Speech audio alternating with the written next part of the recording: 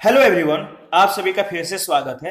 यह घटना चक्र पर्यावरण एवं पारिस्थितिकी का डिस्कशन है, यानी इकोलॉजी एंड एनवायरनमेंट का हम लोग डिस्कस करें, जिसमें आज का टॉपिक है रेडियोधर्मी व अन्य गैसीय प्रदूषण।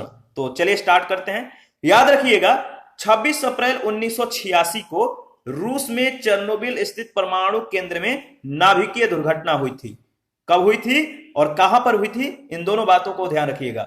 26 अप्रैल 1986 को रूस में चेर्नोबिल स्थित परमाणु केंद्र में नाभिकीय दुर्घटना हुई थी। मानवीय भूल के कारण घातक रेडियोधर्मी कण वातावरण में प्रविष्ट हो गए थे, यानी वातावरण में फैल गए थे, जिसके कारण अनेक व्यक्ति हताहत हुए। देखिए, विघटित होते रेडियो एक्टिव न्यूक्लियाइड से उत्पन्न होने वाला विकिरण रेडियो एक्टिव प्रदूषण का स्रोत है।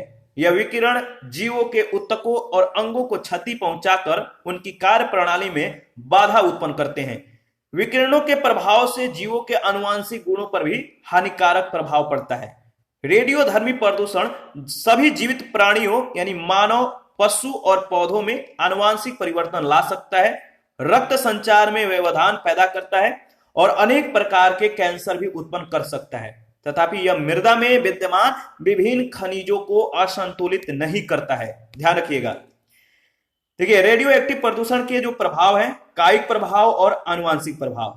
कायिक प्रभाव क्या है, तो ऊतकों और अंगों को क्षति पहुंचाकर उनकी कार्य प्रणाली में बाधा उत्पन्न करना और एनीमिया तथा रक्तस्राव आदि के कारण मृत्यु हो सकता है।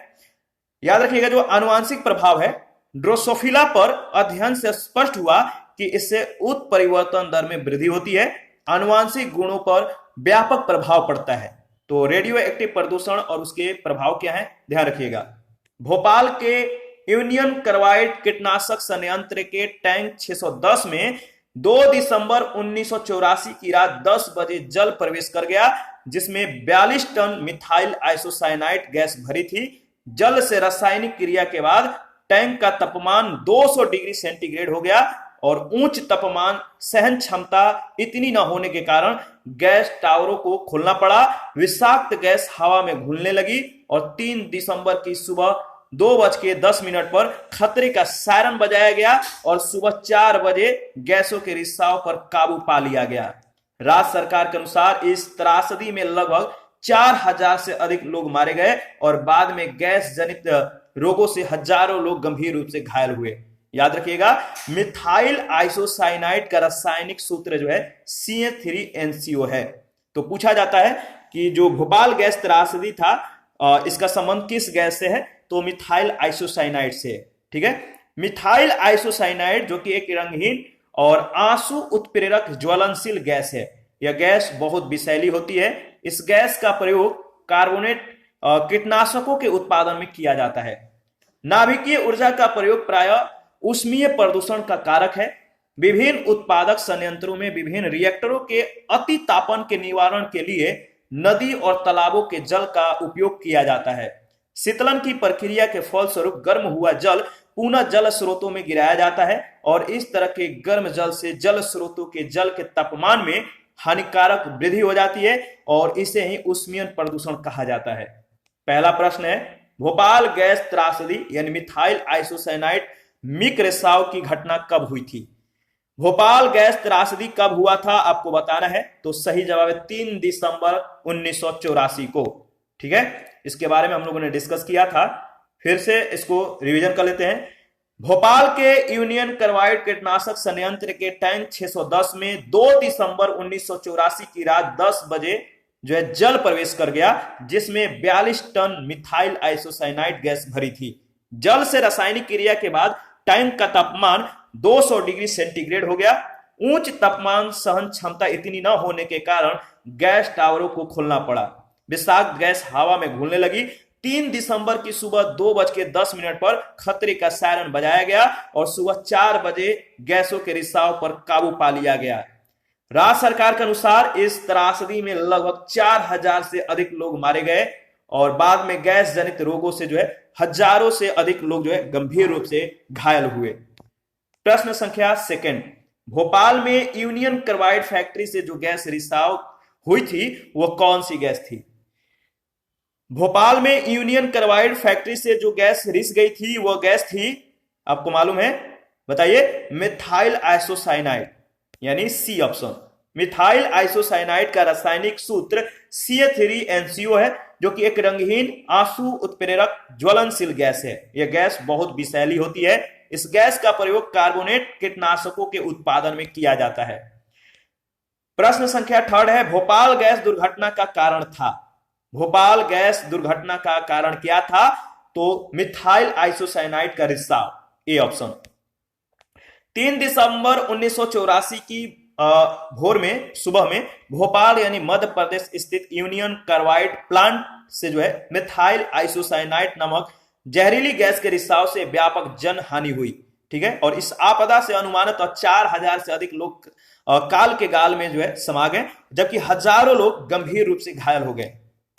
आगे बढ़ते हैं। नेक्स्ट है 4 नंबर, भोपाल गैस त्रासदी में किस गैस के रिसने पर बड़े पैमाने पर मृत्यु हुई? भोपाल गैस त्रासदी में किस गैस के रिसने पर बड़े पैमाने पर मृत्यु हुई? सही जवाब है MIC, बी ऑप्शन। ठीक है, मिथाइल आइसोसाइनाइड। 5 नंबर है, भोपाल गैस त्रासदी से संबंधित यौगिक का नाम था। भोपाल गैस त्रासदी से संबंधित यौगिक का नाम था, बताइए, मिथाइल आइसोसाइनाइड यानी सी ऑप्शन। 6 नंबर है, चेरनोबिल दुर्घटना संबंधित है। चेरनोबिल दुर्घटना किससे संबंधित है? तो याद रखिएगा, यह नाभिकीय दुर्घटना से संबंधित है। 26 अप्रैल 1986 को रूस में चेरनोबिल स्थित परमाणु केंद्र में नाभिकीय दुर्घटना हुई थी। मानवीय भूल के कारण घातक रेडियोधर्मी कण वातावरण में प्रविष्ट हो गए थे, जिसके कारण अनेक व्यक्ति हताहत हुए थे। विघटित होते रेडियो एक्टिव न्यूक्लियोलाइड से उत्पन्न होने वाला विकिरण रेडियो एक्टिव प्रदूषण का स्रोत है। यह विकिरण जीवों के ऊतकों एवं अंगों को क्षति पहुंचाकर उनकी कार्य प्रणाली में बाधा उत्पन्न करते हैं। विकिरणों के प्रभाव से जीवों के आनुवांशिक गुणों पर भी हानिकारक प्रभाव पड़ता है। प्रश्न संख्या 7 है, रेडियोधर्मी प्रदूषण से संबंधित निम्न कथनों में से कौन सही है? पहला, यह पशुओं में आनुवांशिक परिवर्तन लाता है। यह मृदा में विद्यमान विभिन्न खनिजों को असंतुलित कर देता है। यह रक्त संचार में व्यवधान पैदा करता है और यह कैंसर पैदा करता है। बताइए, रेडियोधर्मी प्रदूषण से संबंधित कौन से कथन सत्य है? देखिए, इसका जो सही जवाब होगा पहला, तीसरा और चौथा जो कथन है सत्य है। रेडियोधर्मी प्रदूषण सभी जीवित प्राणियों यानी मानव, पशु, पौधों में आनुवांशिक परिवर्तन ला सकता है, रक्त संचार में व्यवधान पैदा करता है और अनेक प्रकार के कैंसर भी उत्पन्न कर सकता है, लेकिन यह मृदा में विद्यमान विभिन्न खनिजों को असंतुलित नहीं करता। इसके बारे में हम लोगों ने डिस्कस किया था। 8 नंबर है, नाभिकीय ऊर्जा का प्रयोग प्रायः कारक है। नाभिकीय ऊर्जा का जो उपयोग प्रायः कारक है किसका? ऊष्मीय प्रदूषण का। नाभिकीय ऊर्जा का उपयोग प्रायः जो है थर्मल पॉल्यूशन का कारक है, ऊष्मीय प्रदूषण का कारक है। विभिन्न उत्पादक संयंत्रों में विभिन्न रिएक्टरों के अतितापन के निवारण के लिए नदी और तालाब के जल का उपयोग किया जाता है। शीतलन की प्रक्रिया के फलस्वरूप गर्म हुआ जल पुनः जल स्रोतों में गिराया जाता है और इस तरह के गर्म जल से जल स्रोतों के जल के ताप में हानिकारक वृद्धि हो जाती है। इसे ही ऊष्मीय प्रदूषण कहा जाता है। हमारा नेक्स्ट टॉपिक है जैव उपचार। तो छोटा टॉपिक है, इसको कवर कर लेते हैं।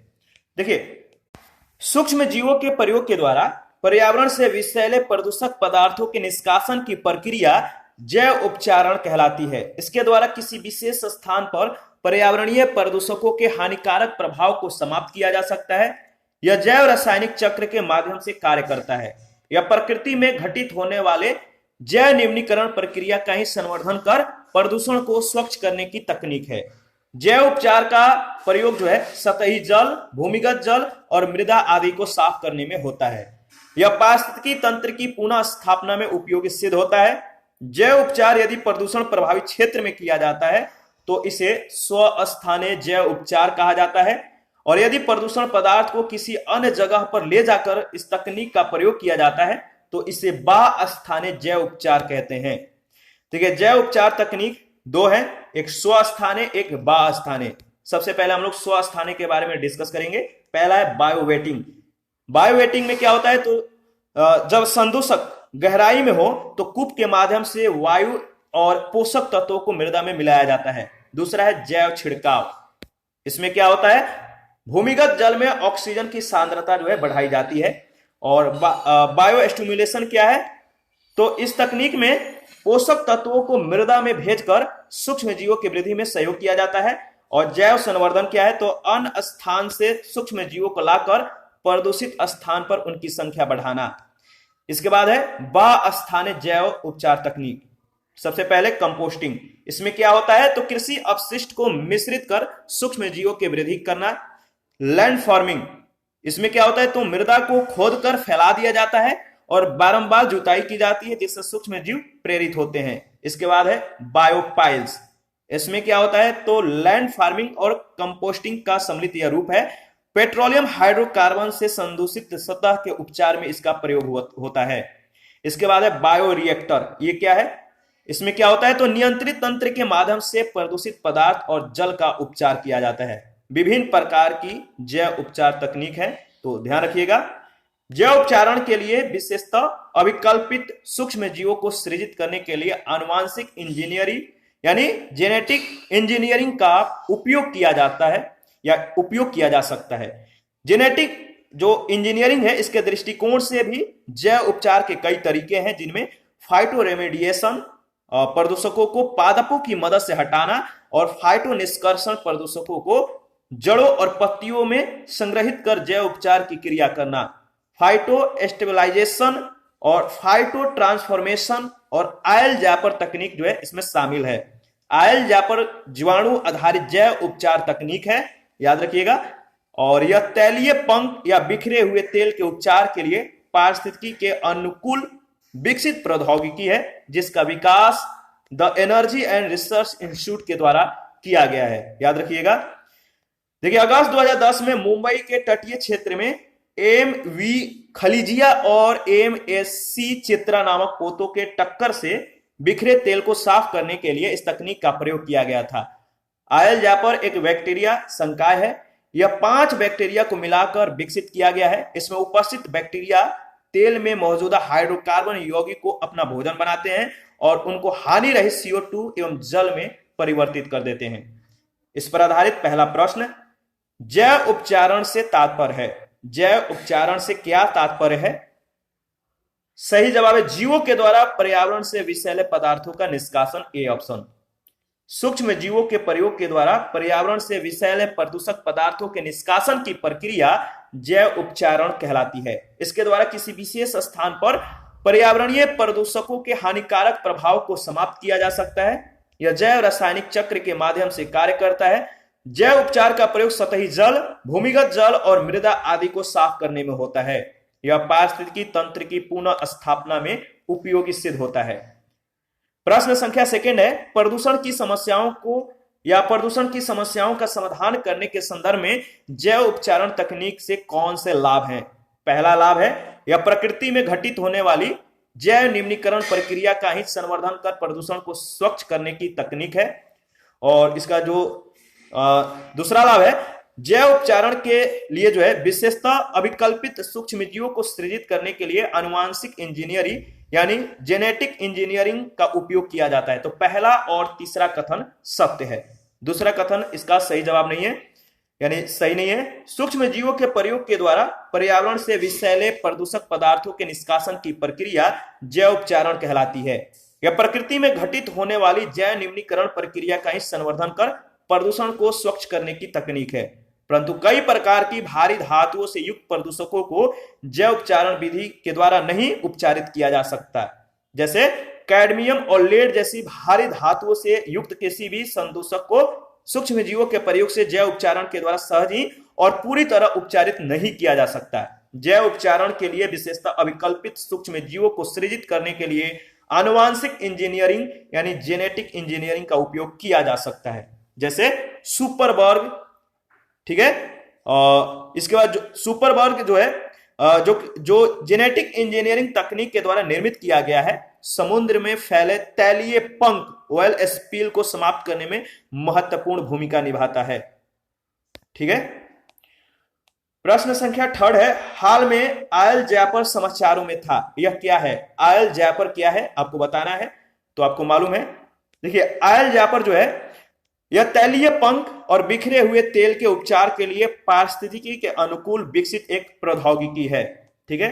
जो आयल जैपर है, जीवाणु आधारित जैव उपचार तकनीक है। यह तैलीय पंख या बिखरे हुए तेल के उपचार के लिए पारिस्थितिकी के अनुकूल विकसित प्रौद्योगिकी है, जिसका विकास किसने किया है? टेरी यानी the energy and research institute के द्वारा किया गया है। 2010 में मुंबई के तटीय क्षेत्र में एमवी खलीजिया और एमएससी चित्रा नामक पोतों के टक्कर में बिखरे तेल को साफ करने के लिए इस तकनीक का प्रयोग किया गया था। ठीक है। और आयल जैपर जो है एक बैक्टीरिया संकाय है। यह 5 बैक्टीरिया को मिलाकर विकसित किया गया है। इसमें उपस्थित बैक्टीरिया तेल में मौजूदा हाइड्रोकार्बन यौगिकों को अपना भोजन बनाते हैं और उनको हानि रहित CO2 और जल में परिवर्तित कर देते हैं। ठीक है। इसी के साथ आज का सेशन समाप्त करते हैं। नेक्स्ट सेशन में यूरो मानक के बारे में डिस्कस करेंगे। आप अपना प्रतिक्रिया जरूर दीजिए।